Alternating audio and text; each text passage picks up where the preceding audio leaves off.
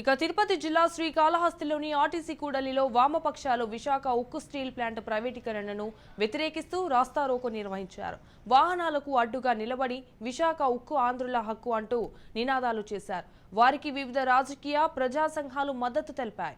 ఈ సందర్భంగా ప్రస్తుతం అధికారంలో ఉన్న టీడీపీ గతంలో విశాఖ ఉక్కు ప్రైవేటీకరణకు పోరాటాలు చేసి ఇప్పుడు కేంద్ర ప్రభుత్వానికి మద్దతు పలుకుతూ విశాఖ స్టీల్ ప్లాంట్ ప్రైవేటీకరణకు మద్దతు తెలియజేయడం సరికాదని, మేము ప్రైవేటీకరణను వ్యతిరేకిస్తున్నామని వామపక్ష నాయకులు తెలిపారు. ఇకనైనా సీఎం చంద్రబాబు, ఉప ముఖ్యమంత్రి పవన్ కళ్యాణ్ విశాఖ ఉక్కు ప్రైవేటీకరణకు ఉపసంహరించుకోవాలని, కేంద్ర ప్రభుత్వంతో చర్చలు జరపాలని కోరారు.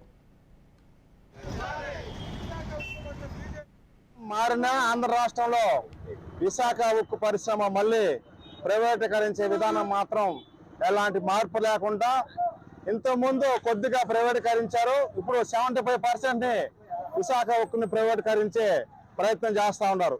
దీన్ని అధికారంలో ఉన్నప్పుడు తెలుగుదేశం ప్రభుత్వం వ్యతిరేకించింది. విశాఖ ఉక్కు ఆంధ్రాలో ఉక్కు అని చెప్పి నినాదంతో వాళ్ళు కూడా సపోర్ట్ చేశారు. ఈరోజు అధికారం వచ్చిన తర్వాత కేంద్ర ప్రభుత్వం విశాఖ ఉక్కును ప్రైవేటీకరిస్తా ఉంటే ఈరోజు అసెంబ్లీలో మాట్లాడే పరిస్థితి లేదు. ఈ రాష్ట్ర గౌరవనీయులు చంద్రబాబు నాయుడు ముఖ్యమంత్రి గారు మాట్లాడే పరిస్థితి లేదు. కాబట్టి పవన్ కళ్యాణ్ ఉప ముఖ్యమంత్రి మేము ఏదన్నా రాష్ట్రానికి రాకపోతే నిలదీస్తామని చెప్పారు. కానీ ఈ రోజు కూడా ఆయన నోరు తెరిచి మాట్లాడే పరిస్థితి లేదు. విశాఖ ఉక్కు ఆంధ్ర ఉక్కు నినాదంతో కొంతమంది ప్రాణాలు త్యాగం చేసి కాపాడుకున్న విశాఖ ఉక్కుని ఈ రోజు ప్రైవేటీకరిస్తా ఉంటే నిమ్మక నీరెత్తినట్టు ఈ రోజు కూటమి ప్రభుత్వం వ్యవహరిస్తా ఉంది.